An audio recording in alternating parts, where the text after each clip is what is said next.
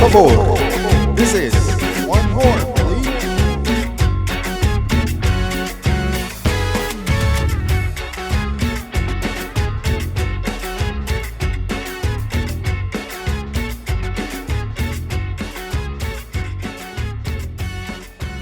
Many writers before him. God bless Trevor Noah, wherever he's at. He just retired, and I'm pretty sad about that. So, salute, Trevor. I'll see you in April. You got to read his book, bro. You still have to read his book. I don't read, but That's sad. he might be an Otra, por favor. He might not. Who knows? Salud por Trevor Noah.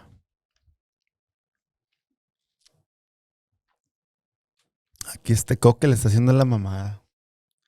Let's get into it, baby. Let's go. Este güey llega tarde y luego regaña y me tiene barriendo, trapeando y yo estoy aquí.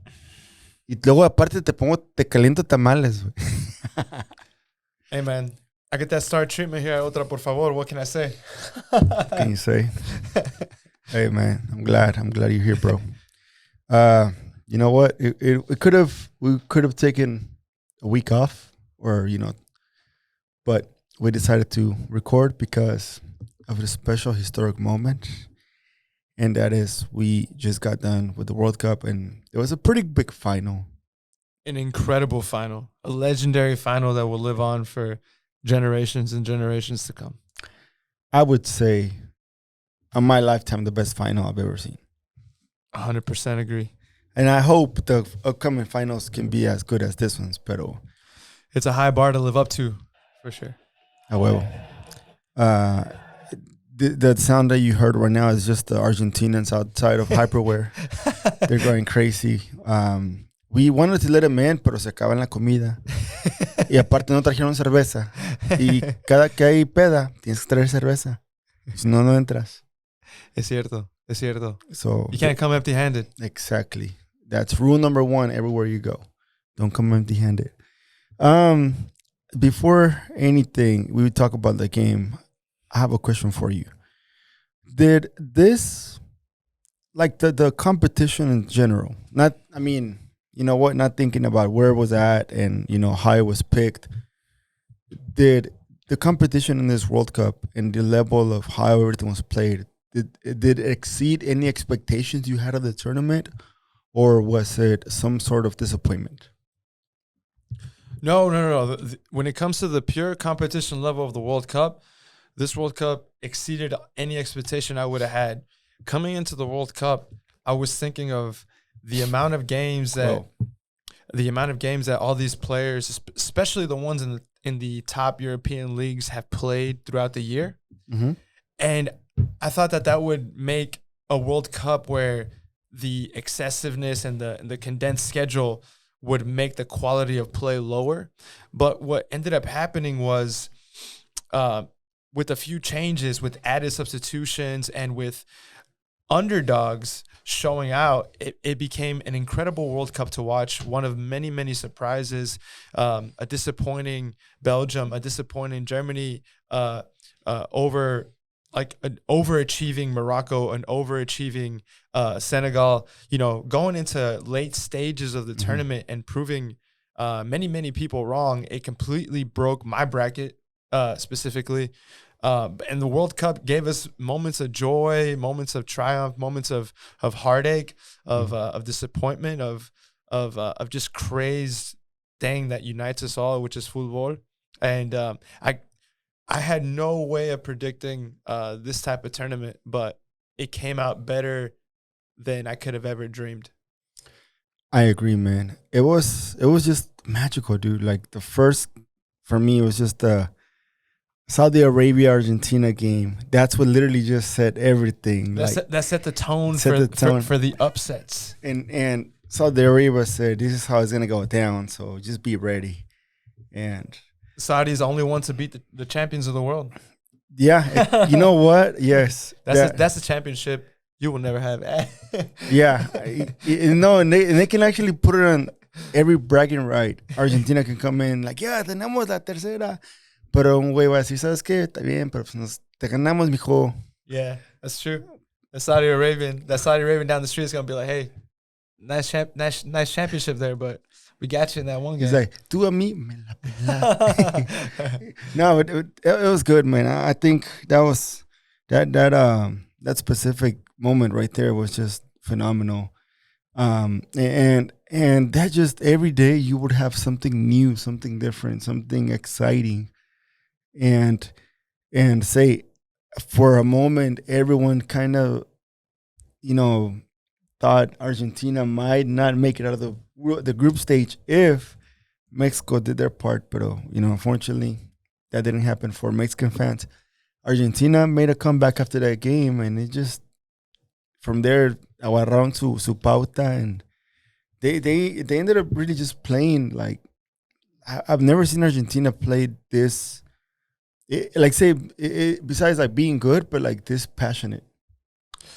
Yeah, it was a team that was willing to die on the field.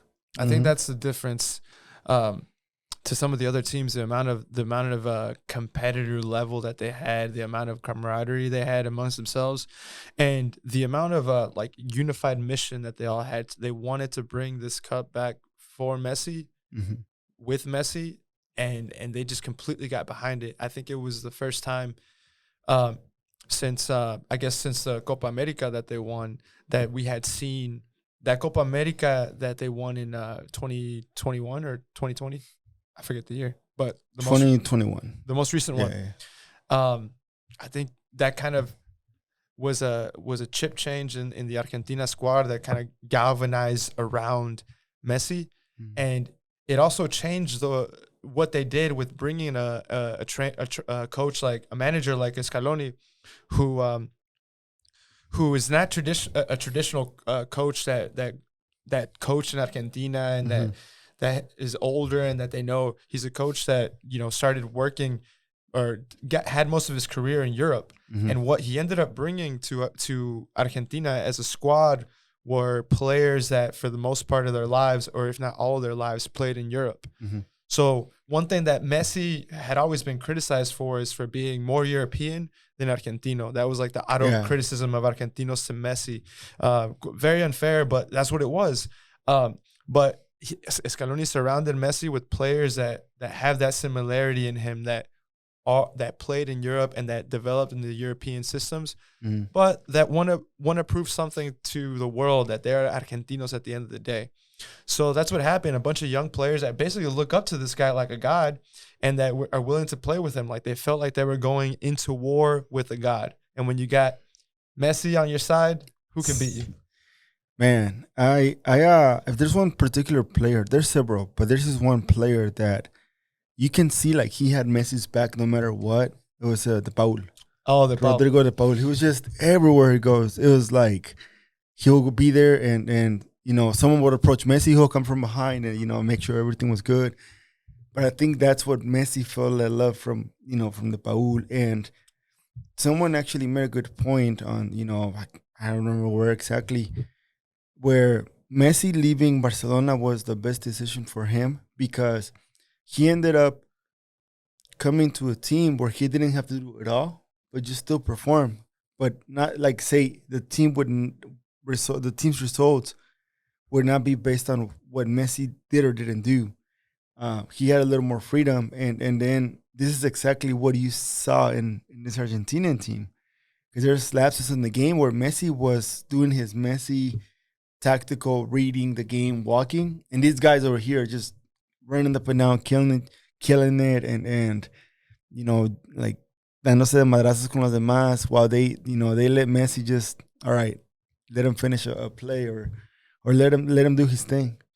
Yeah, no, that's true. The function of other players around Messi, specifically his on-field bestie De Paul, was vastly important, because they managed to cover such wide terrain with pressure and pick up on that defensive slack that we all know that Messi is not known for. I was frankly surprised when I would see Messi drop back and do a slide tackle here and there. I was like, oh shit, this guy wants to win. Yeah. But no, you're right. You're absolutely right, man. Like the team understood Messi's role and was willing to do their part to pick up on the defensive liabilities that a player that kind of walks around the pitch. But people that down talk his walking around the pitch. I mean, you're not appreciating like a genius at work. He kind of walks around the pitch and he's studying the entire back line, how they move, when they move, their timing, their positioning. He knows where his players are at all times. He knows where his teammates are at all times. That's why he always puts the most perfect passes. But those first minutes or those moments where he's walking around, he's literally studying every inch on the pitch to understand when and how to strike best. He's a genius at work. That's what he does. Man, if there's one memorable thing that I take from me, is just the final picture, from that is him not looking down. Once again, just rubbing his hair, like in the sadness, but rather looking down and closing his eyes and kissing that trophy. Yeah. That's what makes it beautiful. That's what made, even if, for me, even if Ronaldo won the tournament, it was like it was meant to be for either or of those two guys. Fortunately, Messi got it. I think it was, there was some sort of justice, and I believe you have to earn everything you work for, and I feel like he earned this one right here. He came out different. He was a different Messi than what we're used to seeing. And for those that don't know, or if you were hiding under a rock, this past Sunday, Argentina played France for the final of the World Cup at 9 o'clock in the morning in Central Time. Where did you watch the game? I watched the game from the comfort of my home. I watched it with my wife. It was special that I got to share that we shared that moment together, because honestly, football is one of those powerful things that rubs off on anyone you know and love. And she's become a huge fan of the game, and she was screaming and loving every moment right there by my side. She felt the agony that I felt when every time Argentina would go up in the scoreboard, France and Kylian Mbappe would find a way to strike back. Did Madison pull that muchachos? No, not all the way. No. She ain't all the way there, but I was for sure. Yeah, I was for sure. And never in my life have I pulled for Argentina the way I did for this tournament, because traditionally it's a team that has hurt me on many occasions as a Mexico fan. But I saw a lot of kind of backlash on the social medias of some people like kind of talking down on, why would you support Argentina? They would never support us in a World Cup. Like, I don't look at it that way. The way I look at it is, we are supporting a Latin American team against a European team, because if something unites us from like the tip of Argentina to Mexico is our Mesoamerican background. We are one people. We're one Mesoamerican people. So of course, that being said, there's a lot of issues with Argentina and their racial issues, but I'm not gonna look at that. The way I looked at it is, there's a Latin American team, there's a player that I loved and admired my whole life, Lionel Messi, and this is his last dance to take it all. So that's how I saw it, man. I don't know. How did you see it? I mean, I think of it as, like the same people that probably complain about the Mexicans going for Argentina are the same people that would have been rooting for Portugal and Cristiano Ronaldo winning it. And we already know who those people are. Yeah. You don't have to say names, but we know. But it's like at the end of the day, is everybody has a choice. Some people choose to root for Messi, some for Ronaldo. Messi won, It doesn't hurt. It doesn't change. Like, it changes their record, but at the end of the day, like, it's all, it's just part of the game. Like, and I understand why they probably feel a certain way, but I mean, I feel more connected with an Argentinian than with a French, to be honest. Like, I have friends that are Argentinians, and I don't have any like friends that are French. We need to change that, Richie. You need to make some French friends. I'm just Nah, kidding. vatos, güey, son bien... No se bañan. No. Nah, dude, nah, Pero, none of that. But nah, one thing I do want to touch on is like, this tournament had a lot of things, but if you take it back to its core, like to kind of the drive of many players, you look at the story of Lionel Andres Messi, someone who is from Rosario. You know, he came from like a middle income family, but he had someone in his life, his abuelita, that was hugely supportive of his early soccer career, who would take him to his games and take him to the field. Véngase, mijo, vámonos. And you see the love and respect that the world has for like grandmothers and moms. Like on other teams, for example, Morocco, whenever they would continue in the tournament, they'd bring their mothers on the field and celebrate with them, or they would go celebrate the goal with their moms and kids. And like that was something different from this World Cup that I saw that I haven't seen in previous World Cups. And you even see it now with all the celebrations happening in Argentina. Yeah. They're actually doing chants to abuelas out there. Yeah. That's good, man. And they were chanting outside Messi's abuela's house in Argentina, like stuff like that. That is like it gives it a little bit of a different flavor for this World Cup that I don't think I've seen in World Cups past. No manches, la mía me regañaba. Yeah. Shout out to both of them. They're right there next to each other, drinking beer, saying, "Este güey está haciendo otras mamadas." Yeah, man. But dude, I actually went to go watch the game at Lustre Pearl. I got there around the 35th minute of the game. I got a taco, and then coming in, I saw a pretty acquainted guy that I've been, like every time I see him, like I talk to him a little more. Alex Plaza. He's my long lost cousin from Venezuela because my last name is Plaza. So, but I told him, güey, yo quiero que gane Argentina, pero yo quiero ver putazos. Yo quiero ver sangre. I want to see red cards. I want to see a tally of, red cards and yellow cards, like more than, like that there's not enough room for the, for the PowerPoint, the chroma visual. I want to see like a ref with a black guy.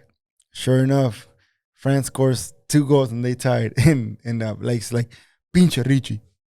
He's like, llegaste y cagaste todo, boludo. Eres un huevón. And then I was like, hey, tranquilo, in Messi we trust. Like, all right, Messi, Argentina's gonna bag it on, they're gonna win in extra time.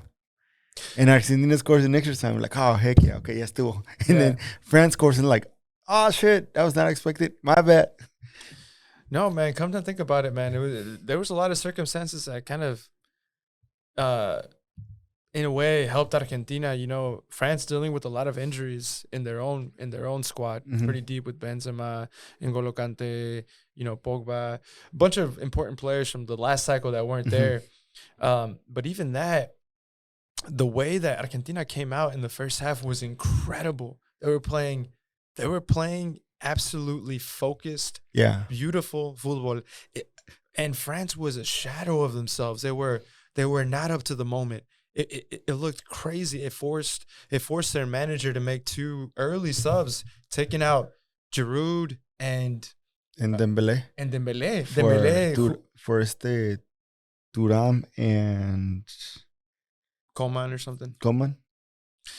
Dude, France looked shocked. But when they woke up, like around minute 65, I remember looking at my wife and saying like, "Oh shit, I think France just realized they were playing a World Cup final." Yeah, they finally got into that shit. Yeah, because and it was scary, dude. I mean, Giroud, I could understood why he started because he's been doing pretty good. But like, wait, Dembélé, you're thinking like, man, I could have started Coman or I could have started Colo. Pero dude, that shit got in your head. Dude. Richie sent me this meme of someone making the exact same mistake, saying culo instead of colo. No, actually I did it on purpose. And that shit got in his head. Dude, I found that jam. I was listening to, just the video. And then I see el profesorio, saludos profesorio. And he's, saying, Francia terminó jugando con Thuram por afuera, con Mbappé por dentro y con culo por fuera. And I was like, no, Colo, perdón, Colo. But it was a magical moment. I think for me is from the pre-match, the pre-form of the form before the match. They both have. I mean, France, they did their thing. They both lost a game in the group stage, but France didn't have to go through an instance where they had to play extra time and they had to go to penalties. In Argentina, ended up playing extra time and going to penalties against Netherlands, and literally in a scenario quite similar to what happened here, where they got scored on in the last moment of a game. So, I don't know if I said Netherlands or not, but that I feel like, do you think that game against Netherlands helped Argentina build a little more, thick skin, a little more, okay, this shit is real now. We gotta know how to come out of these situations. Definitely. So comparing Argentina and France's trajectory to the final, France played a very composed tournament, a very professional tournament. They both lost a game in group stage. France lost a game against Australia, and Argentina lost against Saudi Arabia, but in totally different circumstances. Tunisia, no? France and Tunisia. I think France lost against Tunisia. Oh, shit. Fact check. Probably. I need to go check. Yeah. Anyways, totally different circumstances. By the time France lost their game, it was their third match. If I'm not mistaken, their third match, and versus Argentina losing their first match. So by that time, France was already resting players and thinking about the next phase, and not worried so much about they had the luxury to give themselves that moment of rotating players. Whereas Argentina didn't have that luxury as much because they were in a difficult group, in a group that came down to the last game. You know what I mean? Totally different. And then also in the knockout rounds, France, like you said, didn't play an extra time, whereas Argentina against the Netherlands had a crazy, crazy battle to end up in a penalty kick shootout, defeating the Netherlands. But I think those types of moments give team the fortitude and the resilience to continue to believe in themselves, even when they're at their lowest and darkest moments, such as getting tied up by France twice, one in regular time and one in extra extra time. So it's like, I think that type of stuff benefited Argentina. Not only that, but the psychological warfare of El Dibu Martinez in penalty kick shootouts and any penalty kicks. He's someone that I would never want to shoot a penalty kick against. Ponmelo. I don't know, Richie. I don't know. I've seen you shoot penalties. It's not that great. Hey, I've never shot a penalty in front of you. But I've shot penalties. I guess I've just seen it in my dreams, and it's not good. Possibly. I'm a type of player que de repente, cabrón, ese le sabe pegar. All right, we'll see.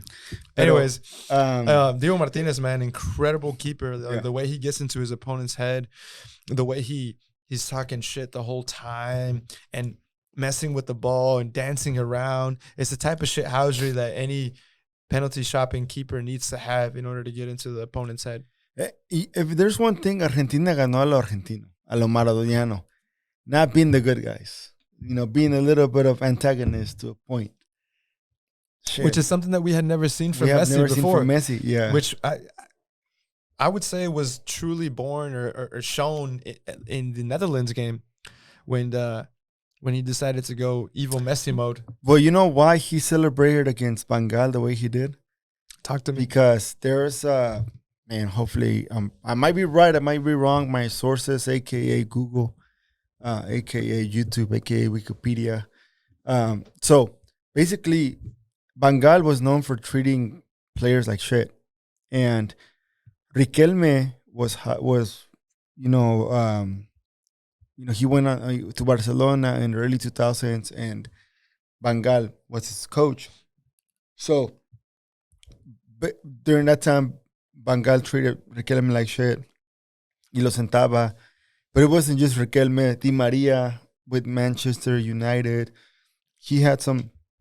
He like Bengal was known for being like a bit of a, I don't know if it's racist or prejudiced, but he would lean more towards like players from Netherlands or European players, and he would always menospreciaba a los sudamericanos. Mm-hmm. So Messi was like, nah, hell nah. So Messi's celebration doing this was sort of an honor to Riquelme, because Riquelme used to celebrate like this. So that's why he ended up going and, saying, nah, fuck that guy. Let me, rub it in his face for all my friends that he talks shit about or treat him bad. No, definitely. And not only did he celebrate in his face, he actually walked to the coach's stand and had some words with Van Gaal. I think I don't know what he said. Some say he said to Van Gaal que eres anti-fútbol, something of that nature. Yeah. Who knows what was said?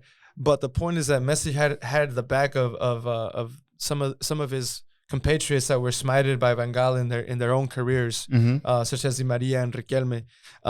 That not only that, but Van Gaal is the type of a very outspoken manager, and I think he did have some words about how Messi, he wasn't worried about Argentina, because playing Messi against Argentina is like playing against 10 players, because Messi doesn't run.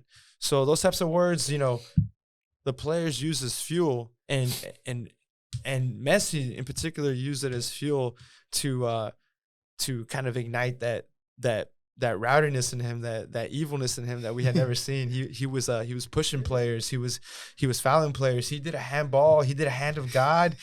He grabbed Van Dijk by the neck and brought him down like if he was like, I don't know, dude. It was crazy. I mean, all this stuff just keeps adding to the legend of who he is. And even after the fact, going into the post game interviews, when a Netherlands player, the player who scored 2 goals against him, I'm forgetting his name.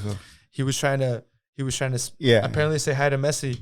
But Messi had those words of que mira Bobo, vete pa allá, vete pa allá, vete pa allá.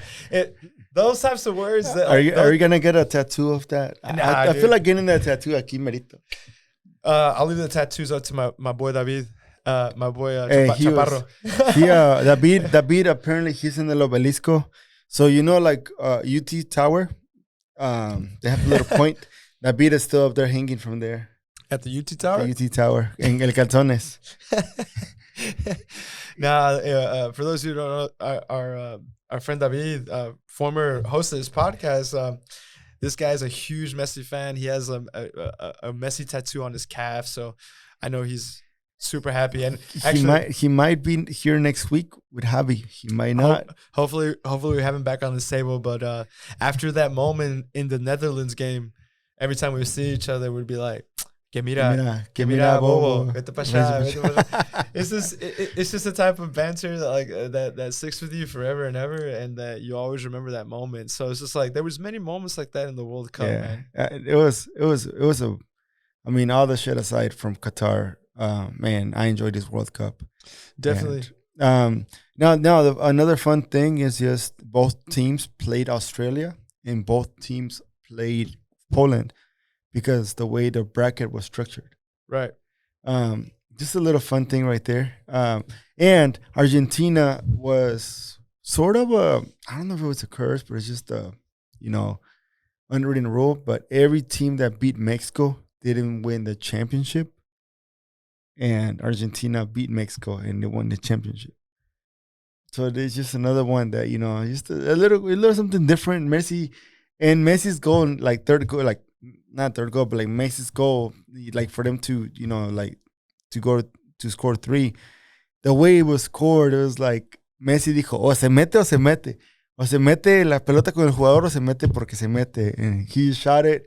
The guy was inside the goal. He se levantó un cañonazo. He shot it with his right foot. Right foot. Dijo, se va a meter porque se va a meter. Nah, that was crazy, dude. But, man, I it was a magical moment. And I think we wanted to possibly go in and take a holiday break until, like, mid-January. But it's worth having just recording and talking about it, because it's something that it's going to be here for ages. Or we're going to talk about it for ages. You're talking about 4 billion sets of eyeballs that watch this tournament, man, that watch this final. It's something insane. And that's why there's no competition when it comes to what's the best sport in the world, what's the most popular sport in the world. We know the beautiful game of football is the truth. And also another thing, like shout out to UT women's volleyball. They won the national championship on Saturday. Hey, hook 'em, baby, hook 'em. Yes, hook 'em. Hey, I'm from U of HCL, bro. But acá ando. My wife is a Longhorn, so I didn't know you were such a big volleyball fan, Richie. Nah, but I have roommates that were, like volleyball coaches and all whatnot. So hell yeah. I saw people celebrating. It's like, hey, pues aquí estamos acá. Vamos a este podcast es para hablar de mamadas y celebrar a la gente. Absolutely, man.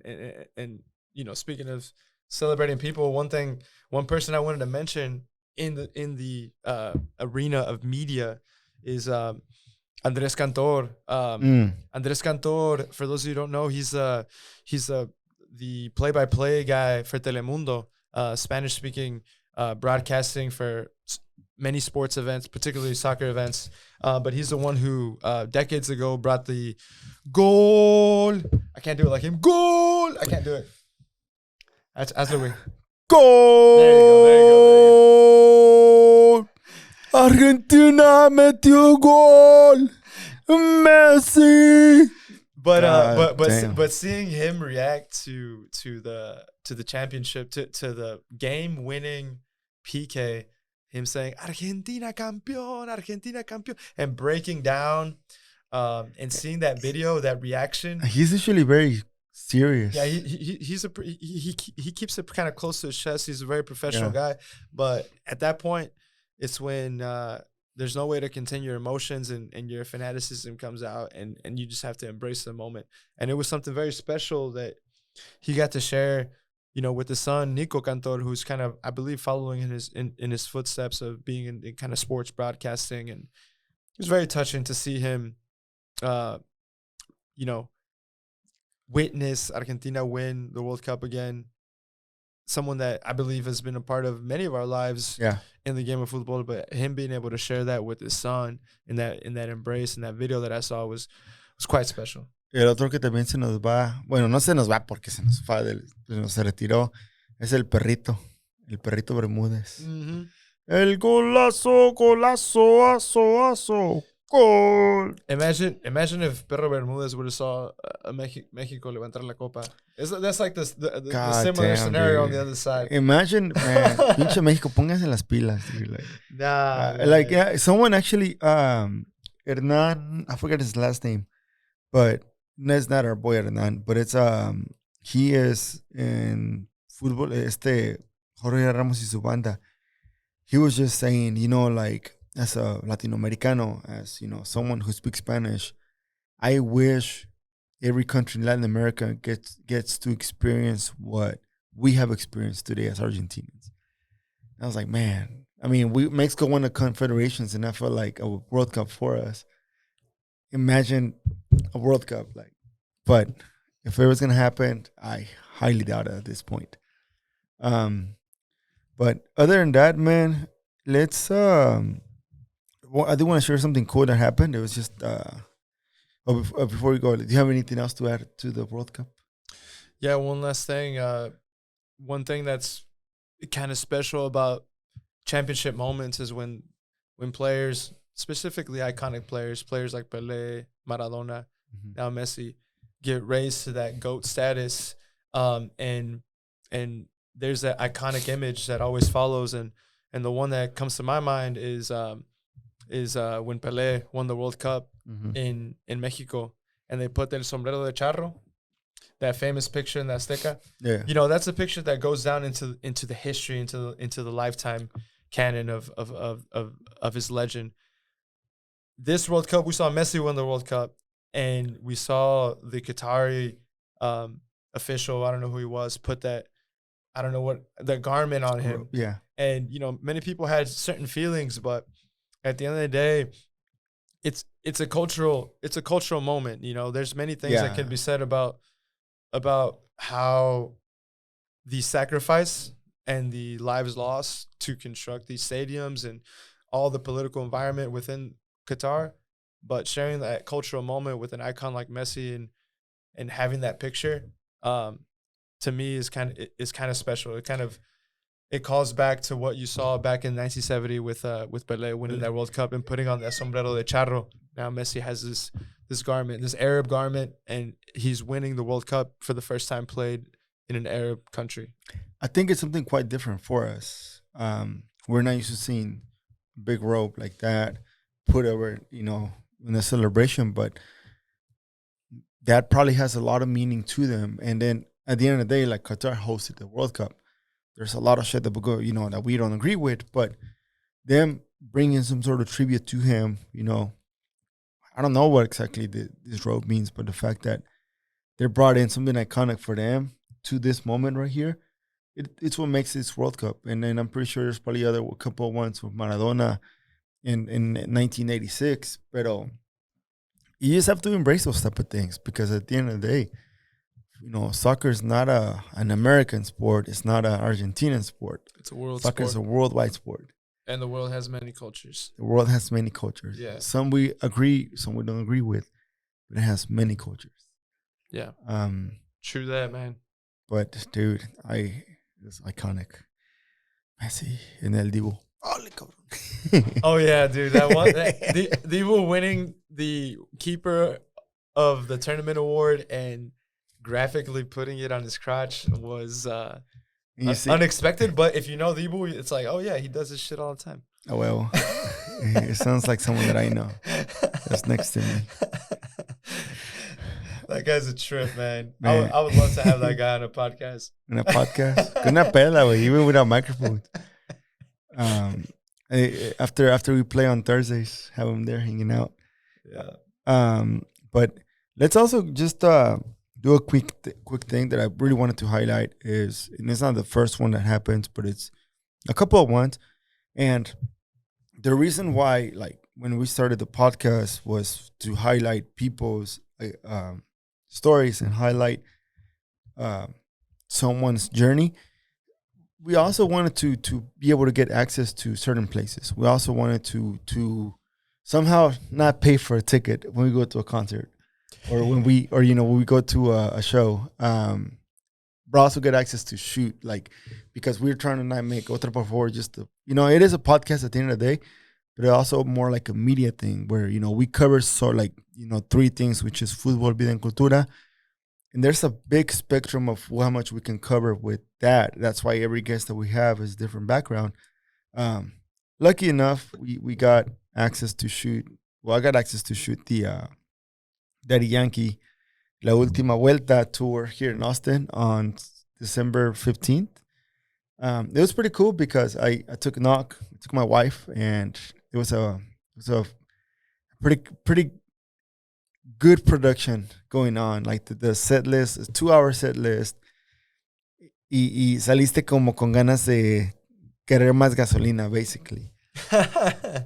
So I just wanted to say our goal is just, and then for example, we also got to go watch the Men in Blazers through the podcast. Very true. We also Tigres del Norte. Los Tigres del Norte and Karol G, and I mean, my goal is just to continue to grow that, like knock on every door we can to get access, and hopefully eventually get recognizable names. Even if it's a 5-minute interview, 10-minute interview, just get them and talk. It might not be in this setting, but it might be in future places, like in other different places. But our goal is gonna be just to, just to get as much access we can and knock on doors, and hopefully we can get in and share, the experience of being there. And if we can get, like, say for example, Trevor Noah here, that'd be like a highlight. That'd be something that'd be pretty cool. So we're going to do our best to bring people in, but just we can't promise who or when or how, but just let you know that we'll do our best to bring, people that you might like their music, or someone that you might like how they wrote a book or painted. We're going to do our best to bring them in here. But that's the one thing that I just wanted to say. Like, I'm thankful for the fact that, after 70 episodes, there's that light that you see more. There's that. Oh man, it's coming. Just probably better than you expected. No, man, absolutely. I think as content creators, you know, we love what we do, but more importantly, we love who we do it for. And really, it's for you, our audience. And right now, we have to celebrate what we have, like this very important cultural moment where Latino culture is at a peak that I didn't recognize or see growing up. You look at, for example, you know, worldwide tours. Bad Bunny had the highest world selling tours of any artist in the entire world. You know, this is a Spanish speaking artist taking Spanish speaking music throughout the world and selling out stadiums and having crowds. And you got to shoot at the Daddy Yankee concert here in Austin, which is kind of one of the early reggaetoneros that kind of pushed that genre into the mainstream. So that's kind of special. You being able to shoot stuff, go to a concert like Tigres del Norte, someone so iconic to the Mexican culture, embraced throughout all Latin America. It kind of ties what we try to celebrate and express here on our show. You know, these stories, no matter what these people are doing and the type of guests that we bring, everyone has brought their special piece of their soul and of what they do, and they've shared it with the world. And we just want to continue to keep celebrating that and taking the show to greater heights. Yeah, it's like we just want to continue celebrating Latino culture, not just Cinco de Mayo, Hispanic Heritage Month. It's not just days or months. Yeah, we want to do it every day. Exactly. Because there's one thing like Daddy Yankee, and he actually said something like that. It's remarkable. He said, you know, every reggaeton started in this small house, in this small like place in Puerto Rico, and little by little started growing. And the one song that literally turned like, you know, Spanish music more into mainstream, but like in the past it was collaborations with English, or they'll translate the song to English for mostly English.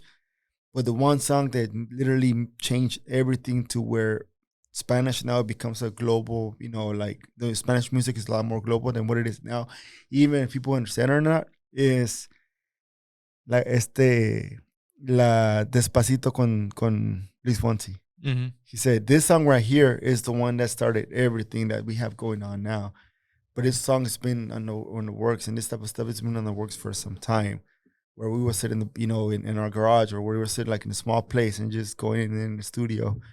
And that's what we want to do. Like, you know, we don't want fame. We don't want like recognition for the work. Yes, we're going to get some good ones. We're going to get some bad ones. But at the end of the day, like, we want to just highlight. We want to expose as much as we can through our medium, in, you know, in your ears, in your eyes. And hey, we're also looking for sponsors. So 2X, si quieres, aquí estoy. But let's take a quick break, and we'll come back and we'll just go over, you know, the, what would you call it, the shithousery that went down in Twitter. It should have not gone that way, but we'll be back shortly. We're going to be talking about Austin FC and their latest schedule drop. Stay tuned. Come back.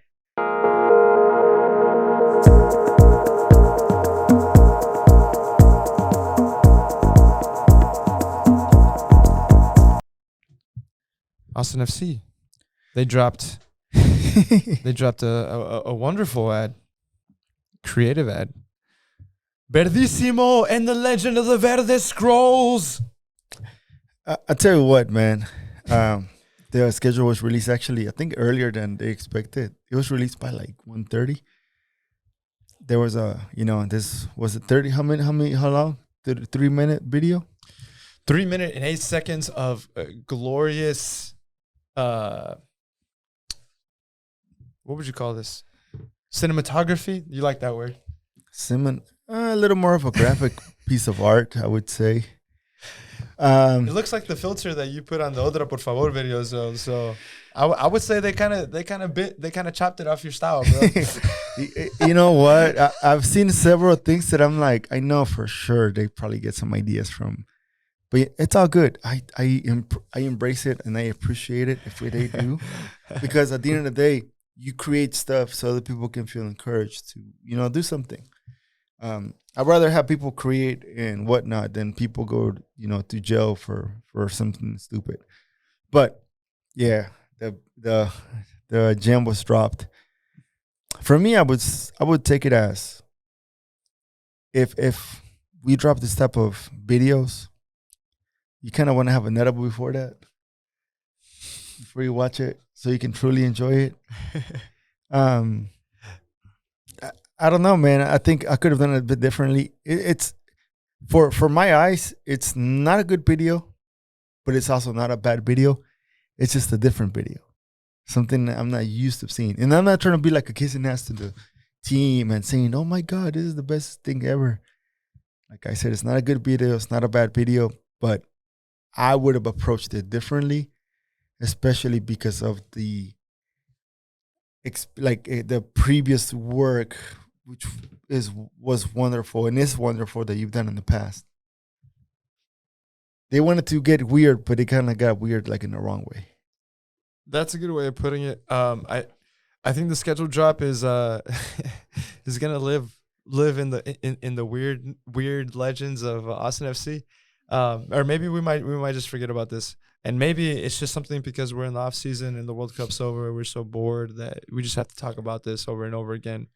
Which or maybe it was meant on purpose, so we have something to talk about.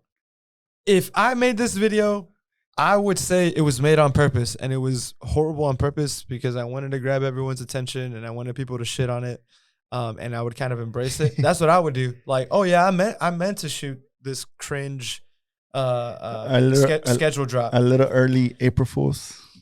I mean, it creates the conversation. It gets the people going. Yeah, that's the one thing. And like, say a lot of people that they call it cringy. Like, at the end of the day, dude, it's just have fun with it, enjoy it. Like, cagate, pero don't insult the like, say, don't get it to where you want to call people's job. Like, when people are like, oh, fire the whole media team and fire Verdísimo, like.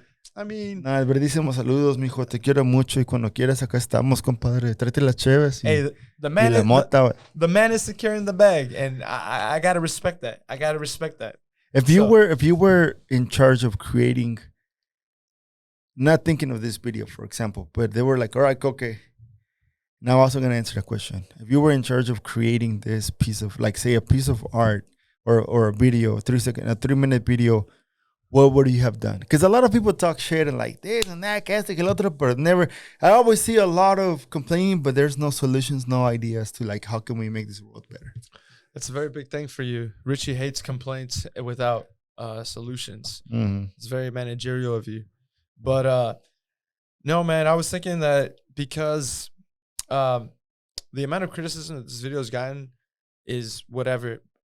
It can be taken, with a grain of salt, because I look at the people criticizing it and I wonder, have they ever done anything creative in their life? Have they ever tried to produce something in their life that is different or unique, and taking that risk? Because with creativity, it's a risk. It comes risk. You're gonna make some. You're gonna make some. You're gonna miss some. And frankly, for me, this was a miss. But if I were in charge of making this scheduled drop video, I mean, you got a lot of things to incorporate. I mean, you have the end of year, you have Christmas, you have so many things you could have touched on. You have time.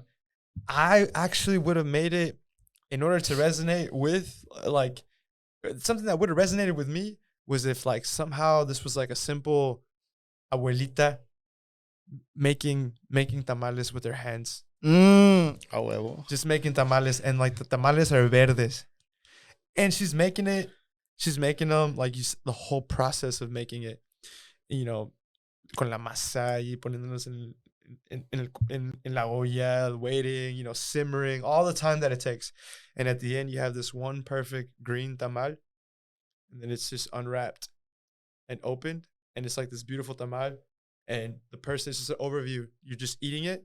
And then as the tamal is getting eaten, you see the schedule written in the hoja de tamal. So it's like a surprise as you eat, as a person eats bite for bite.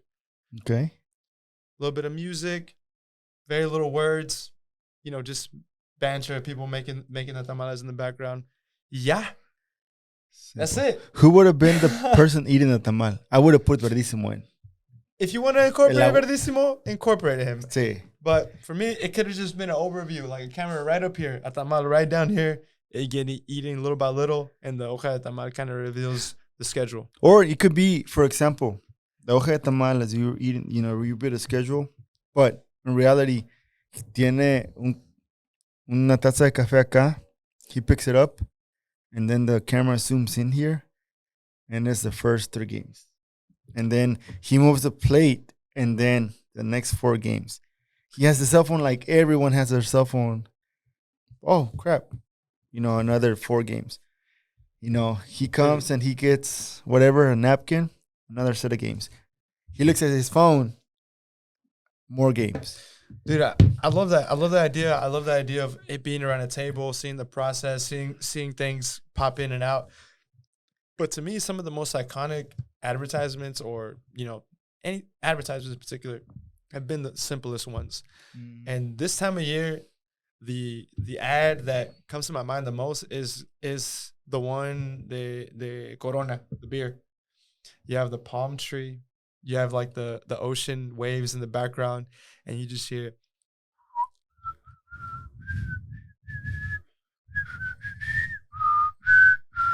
And then the palm tree lights up right at the end. And it says Corona. Esta cerveza es patrocinada por 2X.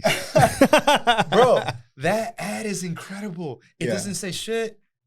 It's seasonal. It stays in your heart. It stays in your mind. Yeah. But,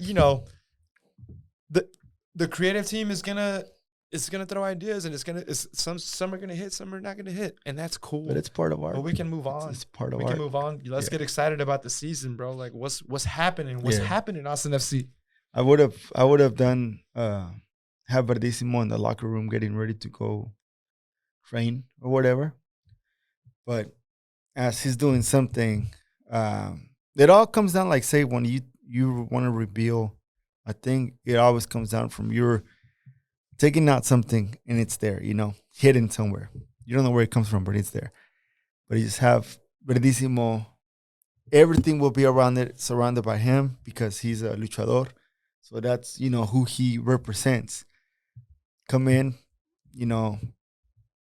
getting ready to go into una luchita. But the trainer will be one of the players. And he's talking to him like he would talk to his buddies in the locker room. Hola, cabrón. Like, say, the way Fagu, or 2 players, one speaks English, one is Spanish. And Verdísimo like, okay, all right, yes, all right, cool. And that would be like, you bring the players, you're part of it. Verdísimo, he's in it, you make it around him, and every step or every workout or everything he does is just like unveils where the game is gonna be at,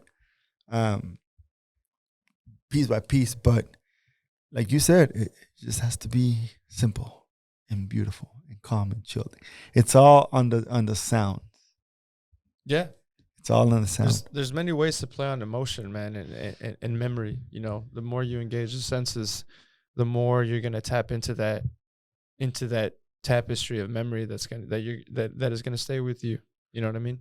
Yeah, but hey, man, at the end of the day, like, if there's one thing, like, I don't encourage people to do is like talk shit on Verdísimo. That boy's doing his job. He's doing his thing. Fuck it, man. People are gonna talk shit, man. They got nothing. They got nothing better to do. Sometimes it makes Twitter's funny. Sometimes it makes it special. Sometimes it makes it unbearable. Many instances, I gotta just put the phone away and just call it a day. Sometimes I'm the biggest fan of social media, Twitter. Sometimes I don't want anything to do with it. Yeah. But now, I mean, at the end of the day, like, the schedule was dropped, and the first game is gonna be actually us welcoming San Luis Potosí. San Luis Potosí.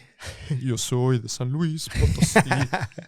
They're gonna be playing Austin FC on February 25th and a Saturday. So because of the deal with Apple TV, all the games are going to be either Saturday or Wednesday. But for the most part, I did see most of the games are on Saturday, except for a couple. As you know, we go later into the season, but I think all the way up to May, I think they're all gonna be pretty much played on Saturday, which is good.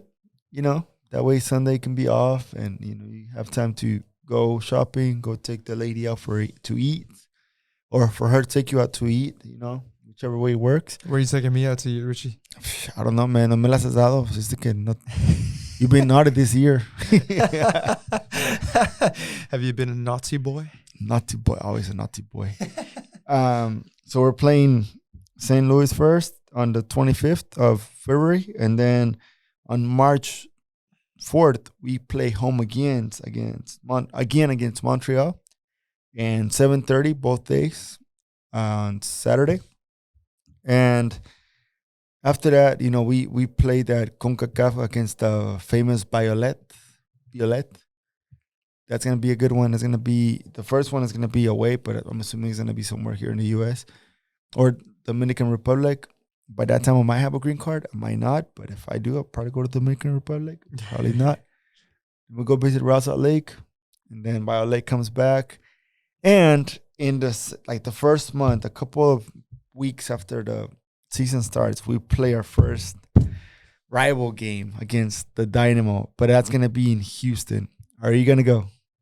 Hell yeah. Vámonos. Let's go. Vámonos. Let's go to the H. Jorge Iturralde already got his tickets y va a saludar a sus amigos del batallón. I'm looking forward to that week, man. I'm looking forward to all the shit talker that's going to be happening, which is something I love. Just the banter, as long as it's clean. Y no se robe nada entre todos. That's all good. But another highlight is starting April 8th, we are going to play LA. We're going to go back to the Bank of California and take that shit back and tell them, hell no, we got this. Absolutely, man. Revenge is we're ready for revenge, man. Like I'm sure the Austin FC players are dreaming, are thinking about this match, kind of looking ahead, maybe getting a little bit ahead of themselves. But it's one that I would mark on everyone's calendar for one that's going to be hopefully full of good surprises for us. I mean, I want us to just win again and be like, okay, you had us last time, but hey, here we are, and this is what we're gonna do. Man, I would love for improvements from last season, which was, to me, frankly, a success. But, winning is one thing. At some point we were top of the league last year, and we managed to stay at a pretty decent standing. But winning when it matters, that's a different story. So we got to where we did this past season. Now, if we can continue to do that and improve on that and get further, you know what I mean, win that conference final, that'd be amazing. One question that I have for you is, Gabrielson might be leaving, might be not until it's official, but seems like it's gonna happen. What do you think we should do in regards to the defense? Because we obviously, I thought for me is there was one part of the the back line, we were gonna reinforce it with another player. But now we have Gabrielson leaving, so that makes it to where are we gonna go get 2 more players, or what do you think is gonna happen? I hope we get more depth in our defensive line. But we need a center back. We need probably a left back and a right back. I mean, if anything, we're gonna be playing so many more extra games, and if we want to improve. To me, our weakest point was probably our back line. So, yeah, absolutely. And if Gabrielson ends up going back to Norway to play for his childhood club, good. I mean, I don't think he's a great player. He did a lot of good things for Austin FC, but it's not somebody I would lose sleep over. Especially if we can get better pieces, because we know. For sure, Cascante is going to start next season. Yeah. Until we hear otherwise, like that's what we all assume. But his pairing is Gabrielson, and without Gabrielson, you kind of have a missing piece there because we know Romagna struggled many instances to be match fit. So unless he has a crazy turnaround in this offseason, I'm gonna expect the same, or maybe a slight improvement, which wouldn't be that much better. Yeah, man. I mean, at the end of the day, like we need defense. Midfield is good. The offense, we got more than enough now. Yeah, now es Sardes. Now it's Sardes. Welcome, Sardes. Saludos. Gracias por venir. Yes, sir. But we need, I would say, just bring 3 more defenders, and I think we'll have a solid team. Because we have players that can play different positions, especially in the midfield. So that's just the one that I'm like, unos dos. Y ahí, if you know, el patrón pre-court me habla y me dice, hey, compa, ¿quién conoces? I already got 2. Who you got? Me traigo al Emiliano Lara y a Ared Ortega. Solid. Yeah. Not bad. Not bad. But yeah, but then like April gets it's a pretty tough month because we're gonna play LA Galaxy, and then we're also gonna play San Jose, but that's gonna be here at home. But still, San Jose is a team that we've really been struggling with. And then, like, I would say another highlight maybe in May, not a highlight, but like a game that we're going to be, you know, Dallas, they're going to come here May 13th. And Houston Dynamo, we're going to visit them again at the end of May, which is going to be on the 27th. So then, and the end of June, we come back and, you know, I mean, we don't come back, but Dynamo comes to Austin. And we're on June 24th. And then we have the Miami on sort of close to 4th of July weekend and my birthday weekend. Maybe I go to Miami for my birthday. Maybe I'm not. But we'll see. I would go. What's better than Miami on your birthday? Man, last time I went to Miami, it was intense. You seem like a Miami type guy. You know what? Actually, I'm more of a Vegas type of person. Miami's cool, but it's like pretentious y luego está medio aburrido. But LA and Vegas, that's where it's at. But you know, donde haya peda, pues le caigo. Ahí si me pagan, si me patrocina Modelo 2X. Dude, I went to one of the best salsa bars in Miami. It's called Ball and Chain. Uh-huh. My sister used to work in Miami as a journalist, and she kind of showed me around, and we were in like Little Havana. Bro. Nice. The coffee, the food you got there, and then, you know, the nightlife is incredible. I saw one of the like best live salsa performances of all time. Did you go to the restaurant called Versailles? I did. Yeah. What do you think? It was nice. It was good, huh? It was cool. It was cool to see.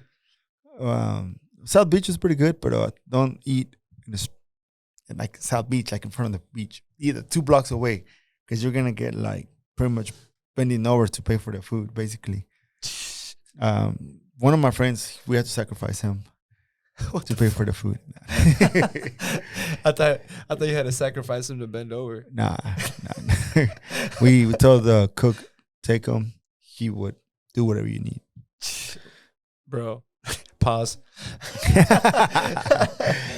But and then we want to just also talk a little about Christmas, since you know Christmas is around the corner. My gift to you is my friendship. So Merry Christmas. The best gift, the gift that keeps on giving.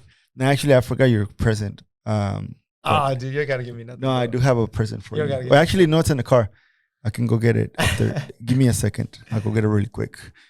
I want them to keep talking and say good things about me. Hopefully, you have 2 minutes. Richie is someone who is full of surprises. I can't say it enough, man. Like, I've known this guy for going on like 6 years now, and every time I see him, he has something new. Something new is happening. He's getting into his next adventure, and I think for many of you who know him, it's like very infectious to see someone as driven as him and as kind of brave and bold as to try the things that he does. So I have huge respect and love for him, man. And we're getting into the holiday season, which is for many very, very special time. A time that's full of love, full of family, full of friends. But for others, it can be a moment of kind of loneliness or maybe seasonal depression or different things. So I would encourage us all to like not only check in on our friends and loved ones, but just to do things. Actions speak louder than words.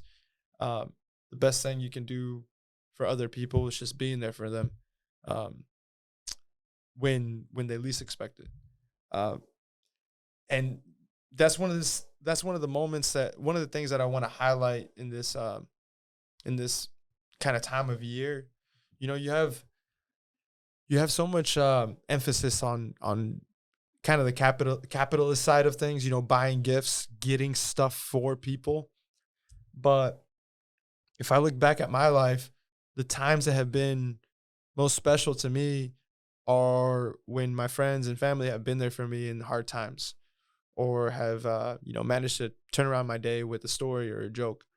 And the times that I've had the most joy is when I give support and love to others when they need it.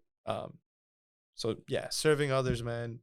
There's nothing like it. I encourage everyone to do it, and I just continue to welcome opportunities such as this podcast, and the people that we've met here have inspired me in so many ways. So I brought him the Richie way. Hey, what the hell, dude? There was a sale at REI. What the and hell? Then I also went to the Austin FC store. Sheesh. Oh, shit. I don't wrap presents. I just give them. Oh, dude. This is awesome. I figured that looks like coque right there. Bro. How do you know my style? Bro, we've done a podcast for a year and a half. Of course I got to know your style. All right. Check this shit out. Look at that. Everywhere. Run everywhere. Oh, shit. Look at this. Austin Football Club. Damn, bro. This was sick. All right, what we got? Oh, damn. You got the olive green, bro? Like, Hey, for those of you who don't know, this is my favorite color. The olive green. Oh, damn. That dude. graphic in the back. That sounds like pinche coque le va a gustar al vato. Shit. Well, actually, I bought two of them, but they didn't fit me. But they were like, "Oh, they're yours." I just didn't like how they look. And that one is for you to start doing yoga. That's a pretty famous yoga brand, Meduca. Dude, look at this. Nice black shirt. Bro, you can never have enough nice black shirts, man. Hey, for example, I don't ever wear the same. I just always buy. My shirts are black. So happy birthday, bro. I mean, happy New Year's and happy birthday. Thank you, bro. Cheers. Hey, that's very special, man. I didn't expect that. I admit I came unprepared to exchange gifts, but A rato, ya sabes, en el oscurito. But Richie. Yeah, man. You kind of left me freestyling over here. I was just like spitting bars and shit. Hopefully, you said something nice. You might have to edit some things out. I'm cool with that. But yeah, dude. I mean, now that we're going into Christmas, just one of the quick. What was your favorite Christmas moment that was most memorable to you? Man, I was talking about this Christmas to my wife and saying that Christmas feels different now.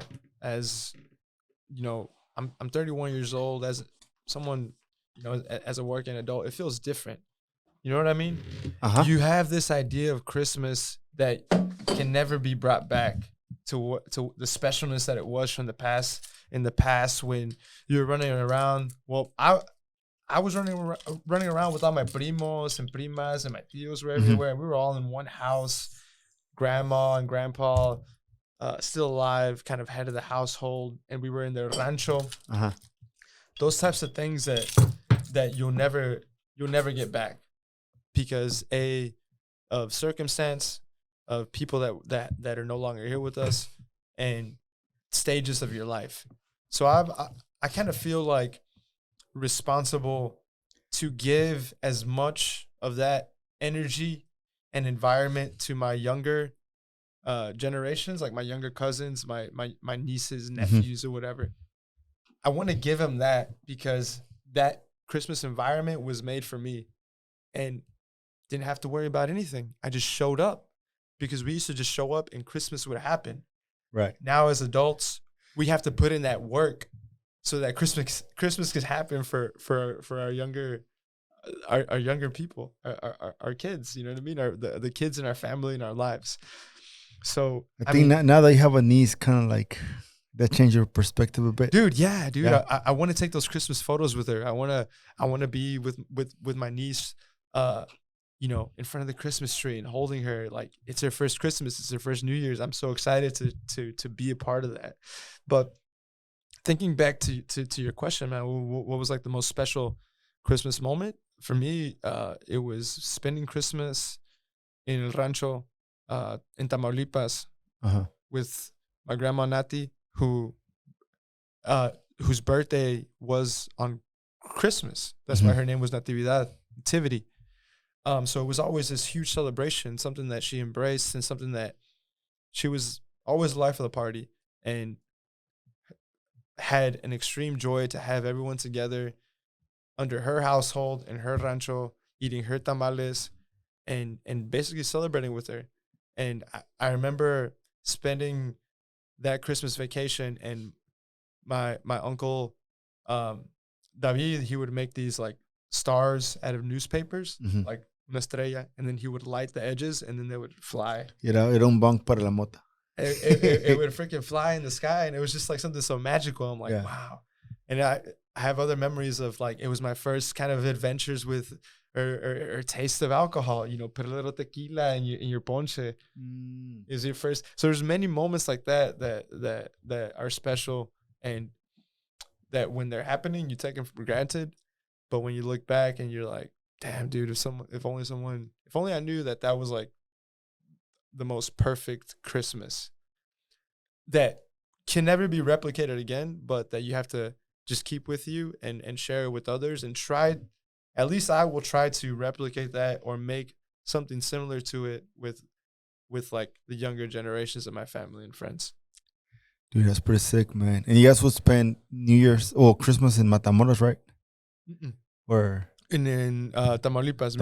Miguel Alemán is the border town, and my grandparents had a little place in a ranchito called Nogalito Rancho.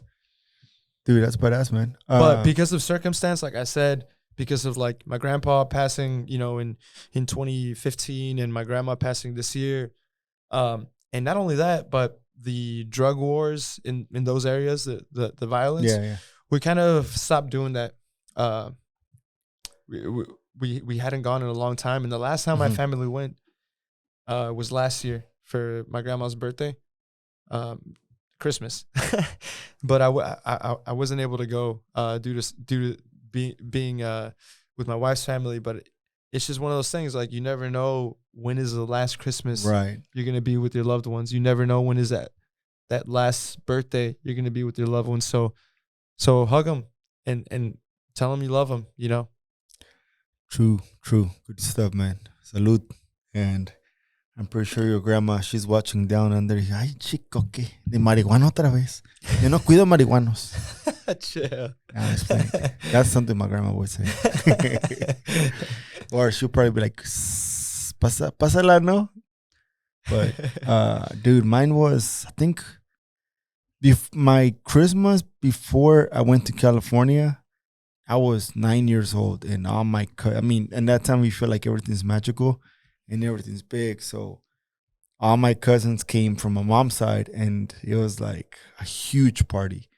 I can't remember if it was at my grandma's house or my uncle's house, but basically it was like one of those that desde las 9 hasta las 7 de la mañana en el recalentado. And then they would bring us sonido. But I mean, back there, you were just more worried about like, having fun and playing with your cousins. And everybody's like I grew up where I was kind of like the middle, the the middle of each generation of the younger generation that's already old right now, and the one generation that's like older than me. So I was always like in between them. I could play like a kid, but I could still like kind of hang out with the other ones because they have different. They're growing up and they're already thinking about like girls and talking about girls. But you can also go in and playing with your He-Man or your Super Campeones. So that was pretty cool. But the one that was for me memorable too was actually two of 'em. The the one when we came from California back to Mexico, and that time I was already 13, and I was more conscious of everything. So I went with my it was like they were preparing a lot of things, and my aunt, I went with her, and then I was like, hey tia, like, because I knew all my cousins were gonna come because it was our first Christmas after California. So my aunt was like, hey, vente. And like, okay, ¿dónde vamos? Vamos a ir por un sonido. Un pinche sonidero como el estilo de la changa. Dude. And then we actually got a quote from La Changa, but they ended up, saying this is the quote, which was affordable, but they're going to bring like 30 people. And my mind was like, hell no, that's way too much people. I mean, they could have put it in my grandma's house, but still, you don't want to feed, 30 chalanes que no van a hacer nada. So they ended up getting someone else. And that's when I first started experiencing like un sonidero acá de barrio. It was at my grandma's house, and everybody was dancing. And then you remember the song the from the Benga Boys, like up and down, up. And that song was playing, and my cousin was singing it. I mean, he was dancing to it. And then from that, like, we were Christian back then. I mean, I'm Christian sort of, not really. I'm more of a believer now, but I'm sitting there and I couldn't dance because I feel like, that was against, my belief. So my mom, she comes to me, she's like, si quieres bailar, baila. And I was like, hey, no sé. I don't want to make a fool of myself. So I didn't dance, but I feel like for me, it's like, man, I should have danced, because that was the last time like all my cousins got together. And now I've seen like some, like they all hang out and it's pretty memorable, but it's like, man, it happens. However, here in Texas, I mean, there's always some good ones, but it's like from 2004 Christmas was the Christmas that it snowed in Galveston, and it snowed like Christmas Eve. Yeah, it was the Christmas Houston Galveston miracle, dude. That was I've never seen snow, so man, I got off work with a tuxedo, like whatever I was wearing, like as from a waiter, and just. There's like a hill at the San Luis Hotel in Galveston, and you just slide down there. I got in trouble by the security guard. He was like, hey, you've never seen snow, so fine. So those were the ones that were like pretty memorable. Like, but I think for me, Christmas has always been about, seeing like spending time with family. Luckily, like I said, my parents, they're in Mexico right now. And then for an impactful one for me was when my sister got to go back in 2018 after 18 years, and just seeing her at my grandma's house. I was like, holy shit, my sister's there. Like, like after so many years. And then like I see it. And then I think my cousin, he started like, I was pretty tipsy that day too. So when I called her and we were FaceTime, like, I started crying. And I'm not a crier. Like, it literally has to hit me for me to cry. But that day, I was just, like, crying because I'm like, shit, we're there. And then my cousin's like, ¿estás bien? Like, sí, güey, estoy bien. But now it's pretty cool. Like, it's one of those that, like, when my time comes, it's going to be badass. But, yeah, man. But, no, man, that's beautifully said. I think kind of what ties these stories together is family. And, and just a celebration that true like Latino celebration of Christmas, which is one con comida, con música, con es una fiesta, no es una pachanga. Like, basically, it's a good time, like we do Christmas Eve. And Christmas for us is Christmas Eve. Christmas Eve. We're not talking about Christmas Day. Christmas Day is para el recalentado. Maybe you have round two potentially, but you're hungover. It's Christmas Eve, and it's everything that involves that is involved with that, man. It's something that if you don't understand, if you're not part of the culture, it's hard to describe. But if you're not familiar with it, like let's say you're from a different culture, but you experience it, then it's hard to go back. Yeah, for sure. Can you imagine? God damn, dude. I think those were like if there was a timeline I can go back, would be like those Christmas, like una peda segura.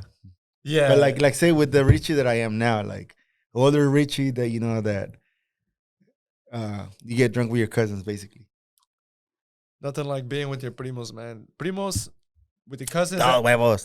That's the original squad right there. Like when you're with your cousins, you feel unstoppable. So yeah, that's true. That's true. But hey, you know what? I think in honor to our grandmas that are not here, first Christmas without them. Yes, hey, sir. I'm pretty sure wherever they're at, salud. Salud, abuelita. Y las dos, y pinche Lolita y pinche Alicia están ahí arriba. Pero yeah, man. I just want to say Merry Christmas, and we'll be back before the New Year's, and hopefully we're gonna have Chaparro, aka David, aka the GOAT, and Javi in the last episode of the year.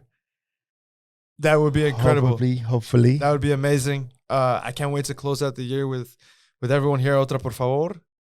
But for now, we wish y'all a Merry Christmas, and we'll see y'all before the New Year. Se porta bien, saludos, adiós y arriba la América. ¿Cómo dice? ¡Vamos!